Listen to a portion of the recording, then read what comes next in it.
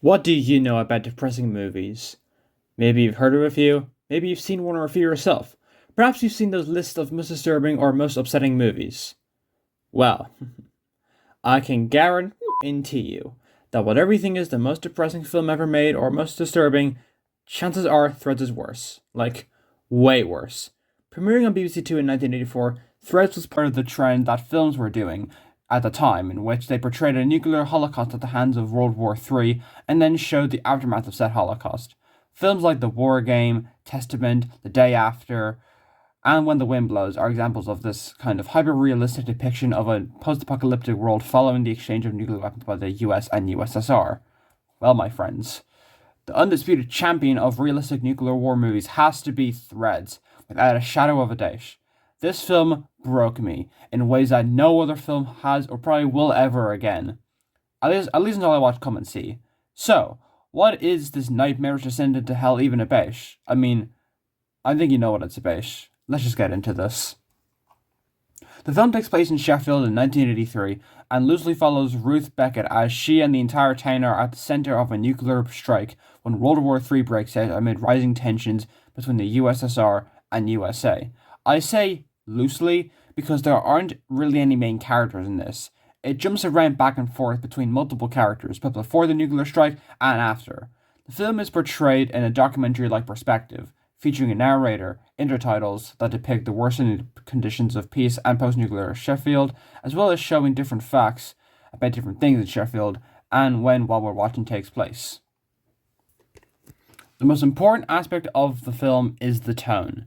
In order to portray the utter hopelessness of nuclear war and the aftermath of it, the film needs to be as depressing and as miserable as humanly possible, and Threads, thankfully, or in this case unthankfully, doesn't disappoint.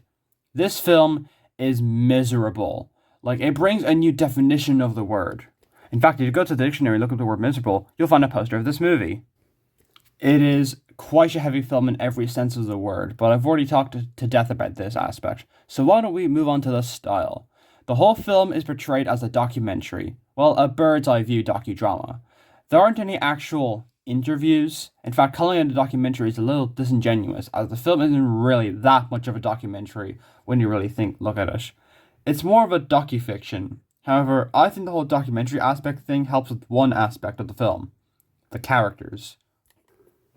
When I was watching the film, at first I thought the characters weren't that well developed.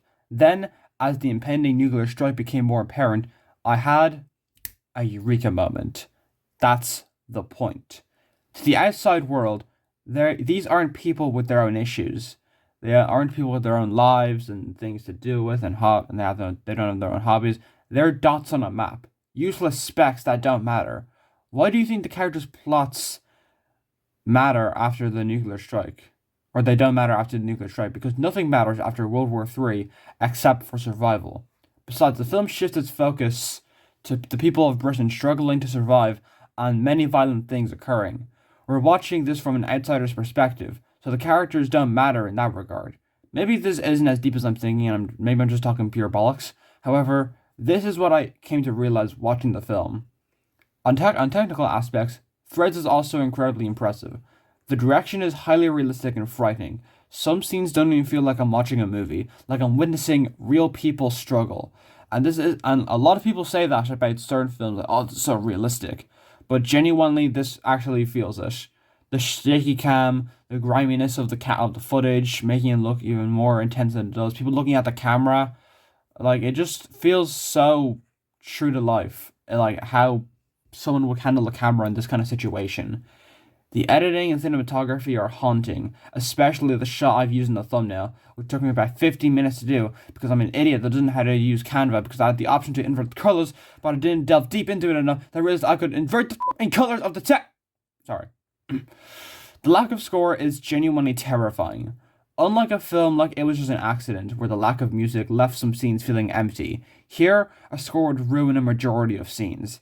In keeping with the realistic tone, the film features no music at all, just the sounds of silence and people suffering. Speaking of sound design, remember that text I was talking about? The text that describes different facts? Well, during the first half of the movie, it has this typing sound to it, but as soon as the nuclear bomb hits Sheffield, it goes silent. Like, no joke. Listen.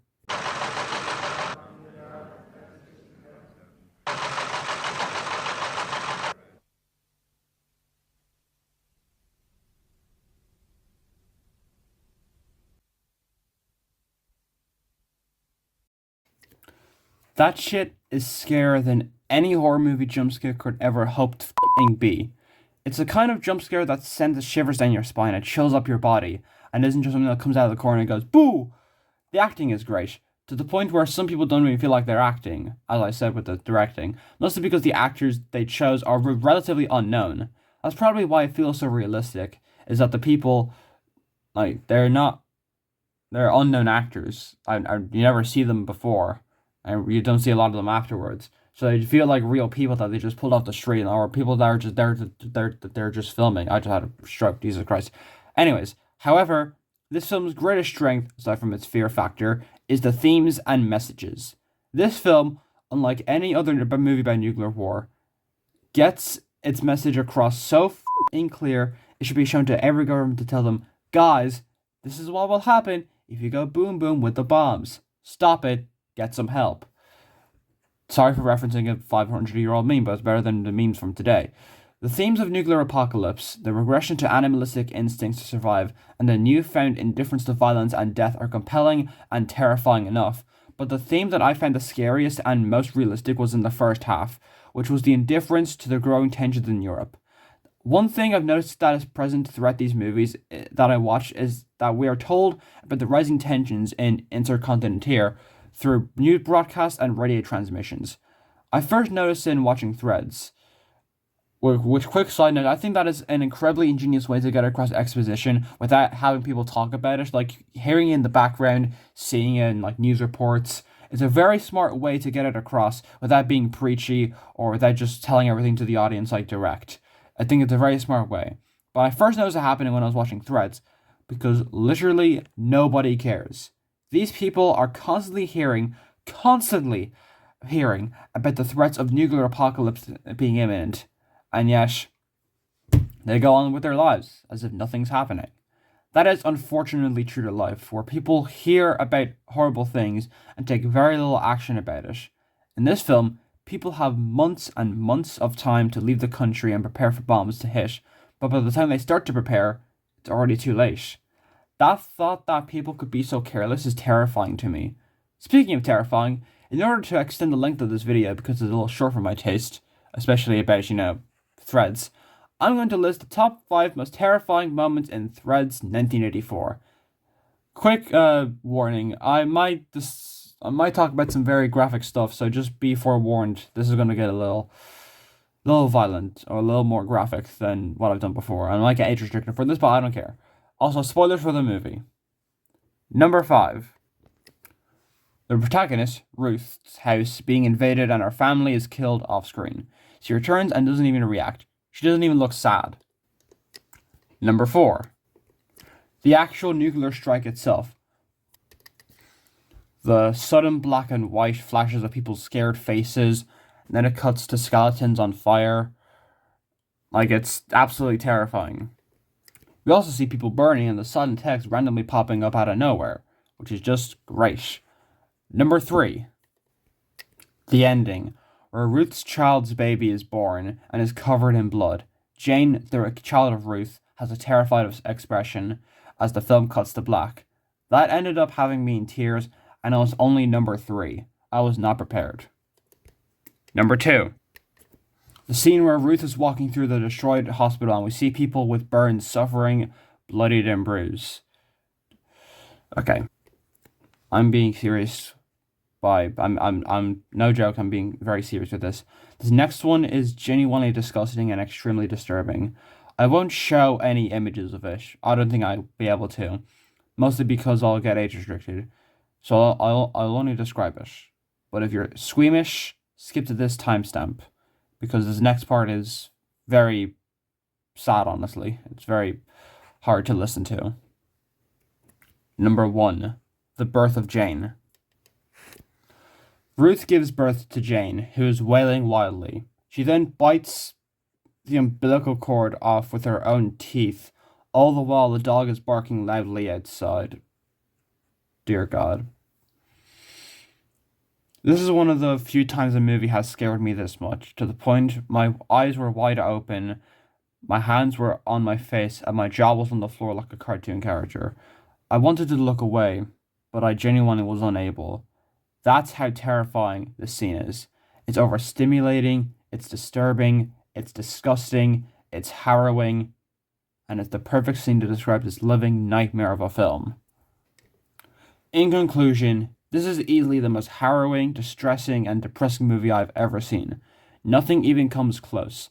Not even Requiem for a Dream, or United 93, or Mean Creek, or any of the other films I watched for January's godforsaken theme of World War II. Despite that, it is one of the most important films ever made, as it depicts nuclear war with such realism and no sugarcoating in the slightest. You know that director guy that said there is no such thing as an anti-war movie? Well, he should have watched this. I mean, he died a month after the film came out, which is a little morbid now that I think about it, but there was still time for him to understand and realize, yes, anti-war movies do exist. They're hard to make, but they do exist, and Threads is absolutely one of them. This is an important film that needs to be seen by everyone, and as we are now getting in much more tense times where everything is seemingly just not working out, where the story of this movie is actually starting to become a reality, I think now we need to realize that this film is more important than ever before, and people need to know that this should not happen in any case. No one wins, everyone loses. Nobody gets any land. All governments just cease to exist. Nuclear war is the very last thing any government should do. And this film shows us really, really well why that is the case. So I recommend it. This film needs to be watched by everyone, but outside of importance, I cannot recommend it in any other context because this film will most certainly ruin your day. 10 out of 10.